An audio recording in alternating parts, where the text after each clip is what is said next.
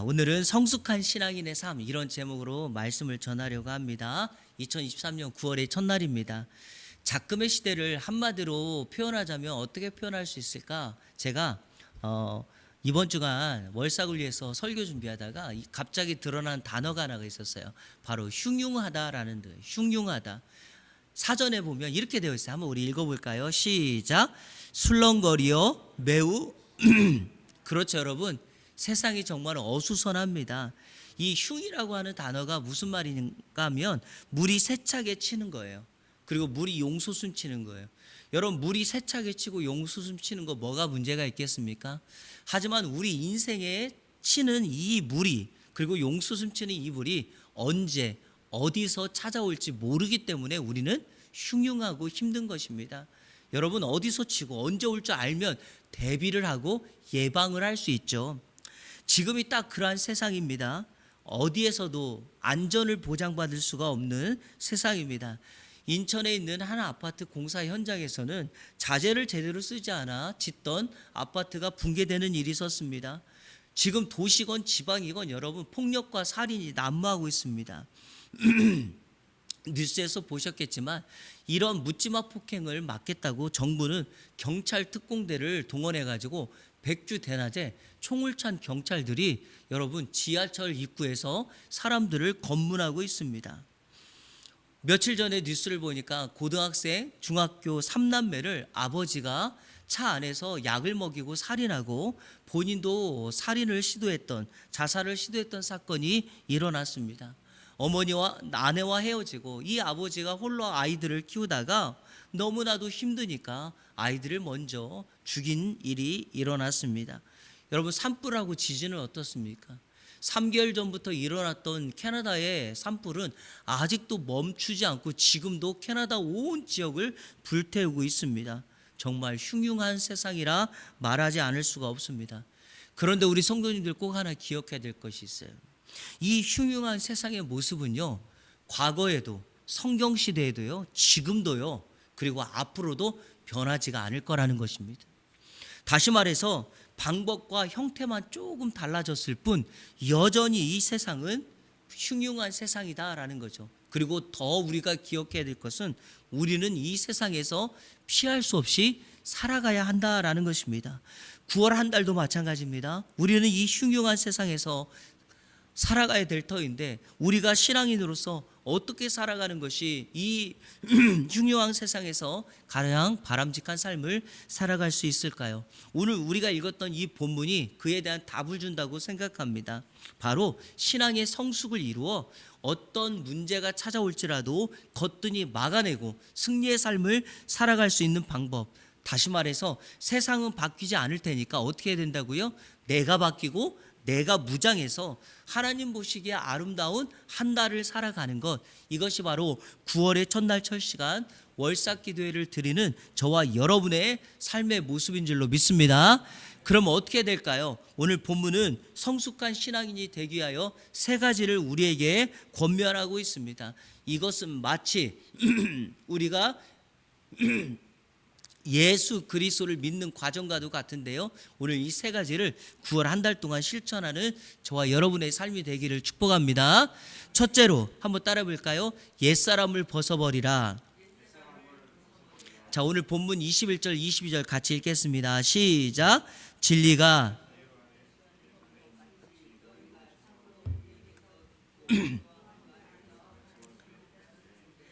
너희는 유혹의 욕심을 따라 썩어져가는 구습을 따르는 옛사람을 벗어버리고 21절에서 그 안에서 그에게서 이렇게 말하죠. 그가 누굽니까? 예수님이죠. 우리는 예수님에게 말씀을 들었습니다. 예수님 안에서 가르침을 받았습니다. 한마디로 21절을 말하자면 예수님을 믿는다라는 말이죠. 그런데 여러분, 21절이요, 조건문으로 되어 있어요. if, 만일 너희가 예수님을 믿는다면, 이렇게 되어 있어요. 자, 여러분, 너희가 예수님을 믿는다면 그 다음에 어떻게 살아가야 됩니까? 22절이 그 첫 번째 조건을 이렇게 말합니다. 옛사람을 벗어버리라. 성도 여러분, 옛사람이 뭡니까?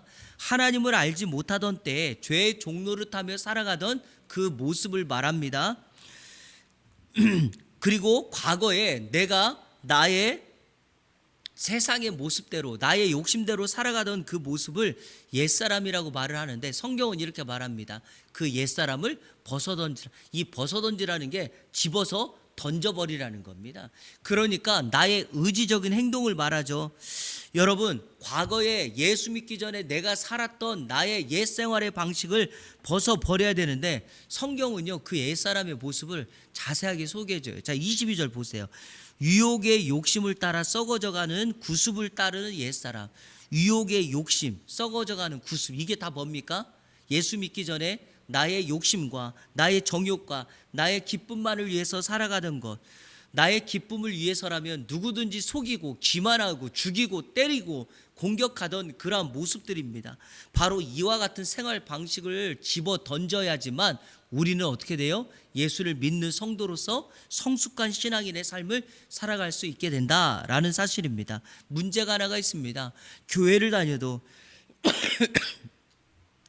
예수를 믿어도 삶의 방식이 바뀌지 않는다는 것입니다.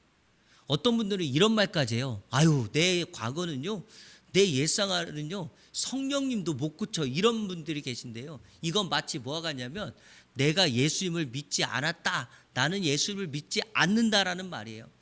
예수님을 믿는다면 반드시 삶의 변화, 옛사람의 모습, 과거의 방식은 버려야 합니다. 제가요, 이것을 성도님들이 가장 실수하는 거 한 가지만 얘기해 볼게요.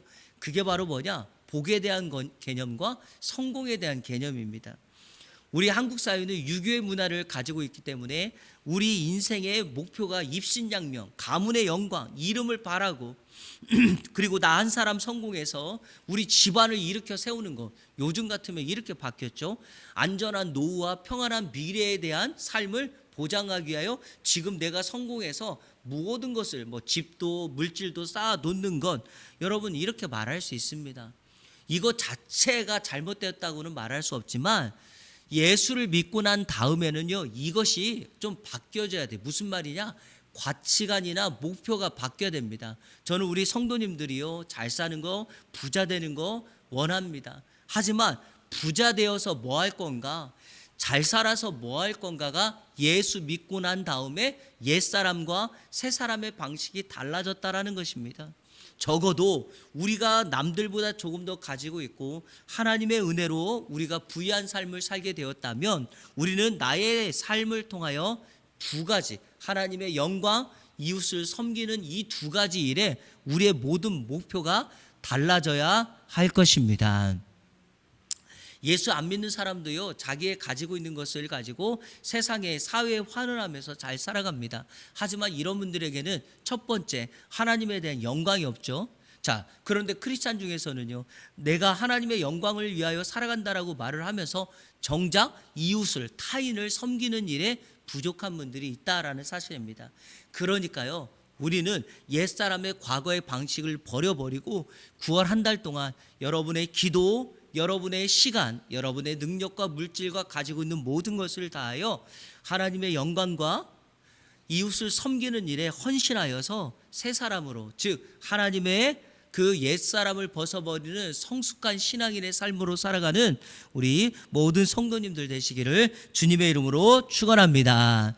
자, 두 번째는 이겁니다. 첫 번째는 옛사람을 벗어버리는 거고요. 두 번째는요, 이제 옛사람을 벗었으니까 새사람을 입으면 되겠죠. 그런데 새사람을 입기 전에 한 가지 해야 될 일을 바울 사도가 오늘 본문에 소개하고 있습니다. 그게 바로 마음을 새롭게 하라라는 것이죠. 한번 따라 볼까요? 마음을 새롭게 하라. 자, 이것을 23절에 이렇게 소개합니다. 읽겠습니다. 시작. 오직 너희의 심령이 새롭게 되어. 자, 이것을요, 쉬운 성경으로 제가 기록해 놓았으니까 다시 한번 읽어보겠습니다. 시작. 여러분은 마음을 새롭게 하라는, 그렇습니다, 여러분. 심령을 쉽게 표현하자면 마음이라고 말할 수 있고, 또 어떤 번역 성경은 마음과 태도까지도 포함되는 것을 말하고 있습니다. 성도 여러분, 예수 믿기 전에 우리의 마음은 세상의 욕심에 가득 찼지만 예수 믿고 난 이후에 우리의 마음은 새롭게 변화돼야 합니다. 조직 신학에서요, 신앙의 좌소라는 게 있어요. 한번 따라보세요. 좌소. 거처하는 장소, 앉는 장소죠. 여러분, 우리가 예수님 믿잖아요. 예수님을 믿는다는 신앙이 어디 머물러 있습니까? 바로 그 신앙의 좌소가 마음이라고 하는 거예요. 그러니까 신앙의 근본적인 변화는 뭐죠? 마음의 변화가 존재의 변화를 일으킨다라고 하는 것입니다. 그래서 사람은요, 항상 마음에 있는 것이 생각과 말과 행동으로 나와오게 되어 있어요. 내가 예수를 믿었다, 내가 새로운 창조물이 되었다라는 말은 나는 마음을 완전히 새 마음이 되었어 라고 하는 거죠. 자, 우리 마태복음 15장 18절부터 자막 보시면서 쭉 읽겠습니다. 시작. 입에서 나오는 것들은 마음에서 나오나니 이것이야말로 사람을 더럽게 하는 게 뭐예요? 마음에서부터 나오는 것들이에요. 마음으로부터 시작해 입으로 나오는 것들. 자, 19절 시작. 마음에서 나오는 것은 악한 생각과 살인과 간음과 음란과 도둑질과 거짓 증언과 비방이니. 20절. 이런 것들이 사람을 더럽게 하는 것이요. 아멘. 그러니까 여러분, 이런 것들이 사람을 더럽게 하는데, 자, 중요한 게 있어요. 그러면 여러분, 예수 믿고 마음을 새롭게 하면 되잖아요. 놀라운 사실은 내 힘과 능력과 지식으로는 내 스스로는 마음을 새롭게 할 수 없다라는 거예요. 왜냐? 여러분, 마음을 새롭게 하다는 게 수동태로 되어 있어요. 수동태라는 건 뭐예요? 내가 할 수 있는 일이 아니라 제3자에 의해서 새롭게 되어진다라는 거 아닙니까? 자, 그럼 질문합니다. 우리를 새롭게 하시는 이 3자가 바로 누굴까요? 성경은 성령이라고 말을 합니다. 그러니까 내가 예수 믿을 때 성령이 내 안에 들어오셔서 나의 더럽고 추악한 마음을 어떻게 해요? 새롭게 만들어 주신다라는 것입니다. 자, 우리 디도서 3장 5절을 같이 읽겠습니다. 이것도 제가 쉬운 성경으로 기록해 놓았습니다. 시작. 우리는 우리의 올바른 행동을 통해서가 아니라 하나님의 은혜로 구원을 받았습니다.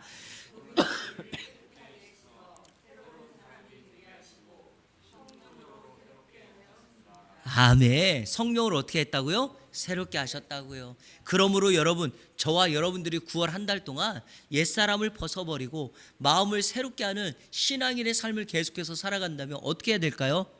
두 가지를 실천하셔야 돼요. 첫 번째, 성령의 지배를 계속해서 받으세요. 성령의 열매, 성령 충만을 경험하셔야 돼요. 자, 두 번째, 이게 중요한데 그것을 저는 오늘 성경 구절로 여러분에게 소개하겠습니다. 자, 로마서 6장 13절 같이 한번 읽겠습니다. 시작. 또한 너희 지체를 불의에 오직 너희 자신을 죽은 자 가운데서 다시 살아난 자 같이 하나님께 드리며 너희 지체를 의의 무기로 하나님께 드리라. 아멘. 아마 우리 성도님들 옛날 버전을 더 기억할 거예요. 불의의 병기, 의의 병기. 그러니까 여러분, 성령의 지배를 받은 내가 주님의 손에 들려진 도구가 되어서 어떻게 사용되라고요? 의의 병기로 사용받는 9월 한 달이 되기를 주님의 이름으로 축복합니다. 자, 마지막 세 번째, 이제 우리가요, 이 흉흉한 세상에서 신앙에 성숙하여 이 세상을 막고 하나님의 자녀로서 승리하는 삶을 살아가려면 세 번째, 바로 새 사람을 입어야 한다라는 사실입니다. 새 사람을 입으라. 자, 24절 같이 읽겠습니다. 시작. 하나님을 따라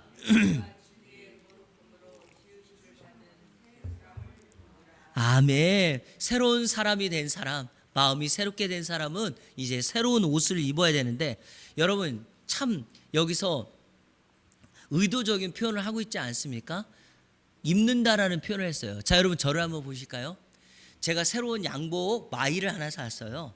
자, 새로운 마이를 샀으면 그거를 내가 입으려면 어떻게 될까요? 제가 지금 기존에 입고 있던 것은 어떻게 해야 되죠? 벗어야 돼요.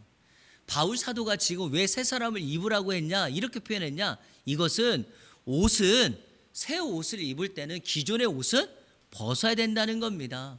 이게 바로 신앙이고, 내 신앙을 성숙케 하려면 과거의 옷을 벗어버려야 되는. 근데 자, 여기 보세요. 자, 기존에 입고 있는 것도 아까우니까 놔두고 또 새로운 옷을 구에다가 입고 1년이 지났어요. 그 또 새로운 옷을 입어요. 그러면 여러분 나중에 몸이 어떻게 되겠어요? 뚱뚱해지지 않겠습니까? 세상에 비대해져 가지고 어떤 일도 하지 못하는 이런 능력 없는 크리스찬이 된다는 거예요. 자, 바울 사도가 이 표현을 한 이유가 뭘까요? 신앙생활이라는 것은요, 새로운 옷을 입어서 그 새로운 옷에 맞는 합당한 삶을 살게 된다라는 것입니다. 그렇다면 우리가 새 사람, 축복의 통로, 성도의 옷을 입었다면 우리는 그 옷에 합당한 삶을 살아야 할 줄로 믿습니다. 자, 우리가 성도입니다. 이제 우리가 흉흉한 세상에 살지만 우리는 그 세상 속에서 바뀐 모습으로 하나님의 영광을 위하여 살아갑니다. 그러면 어떻게 살아가야 될까요? 자, 오늘 24절에 이렇게 말합니다. 새 사람은 하나님을 따라 의와 진리의 거룩함으로 지어졌다라는 거죠. 여러분, 이거는요, 동등 따로 떨어져 있는 것이 아니라 같은 거예요. 뭐냐? 의와 진리의 거룩함으로 지어졌다는 말은 내 평생에 이제 누구를 따라간다는 거예요? 하나님을 따라간다라는 거예요. 하나님처럼 된다는 거예요. 오해하지 말 것은 내가 하나님이 된다는 게 아니라 성경에 하나님의 형상을 회복한다는 거예요. 죄로 인하여 우리는 하나님의 형상을 완전히 잃어버렸습니다. 그러니까 이 세상 사람들이 흉흉한 세상에서 그냥 세상의 모습을 따라가는 거 아니겠습니까? 그런데 보십시오, 여러분. 흉흉한 세상입니다. 그런데 그 흉흉한 세상 속에 하나님의 형상을 닮은 우리 그리스도인 여러분들이 그 세상 중심에 딱 서 있습니다. 그러니까 세상 사람들이 우리를 보면서 저 사람은 다르다. 저 사람은 새 옷을 입고 있다. 저 사람은 하나님의 영광을 위하여 살아간다. 이렇게 새 사람이 된 존재가 우리라는 것입니다. 그러니까 여러분, 9월 한 달 동안 여러분의 말이, 언어가, 생각과 목표가 달라져야 됩니다.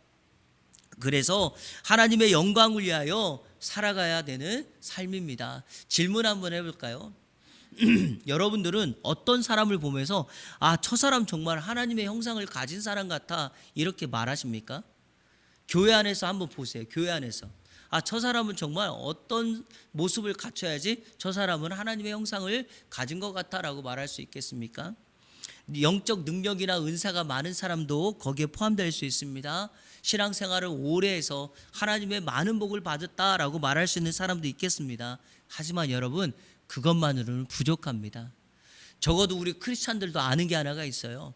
정말 하나님의 형상을 가진 사람은 교회에서나 교회 밖에서나 가정에서나 직장에서나 사회에서나 신앙의 삶의 모습이 일치하고 똑같은 사람을 우리는 그 사람 참 하나님의 형상을 가진 것 같다라고 말을 하죠. 교회에서는 잘하는데 가정에서는 자녀들에게 못해요. 교회에서는 능력이 많은 것 같은데 직장에 가면 능력이 없어요. 여러분, 이런 사람은 외식한다라고 이야기하지 능력 있다, 하나님의 형상이 있다라고 말하지 않습니다. 그러므로 제가 여러분에게 마지막으로 부탁드리고 싶은 것은 이것입니다. 9월 한 달 동안 이제 추석 명절도 앞두고 있고요.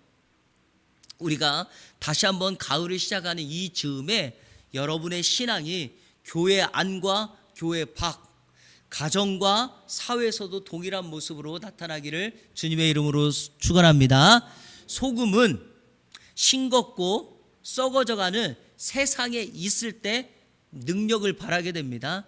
빛인 우리는 어두운 세상 속에 있을 때 빛을 발하여 세상을 밝힐 수 있게 됩니다. 9월 한 달 소금과 빛의 역할을 다하여 성숙한 신앙인이 되어서 우리의 삶이 하나님께 영광, 타인을 섬기는 우리 모든 성도님들 되시기를 주님의 이름으로 축원합니다.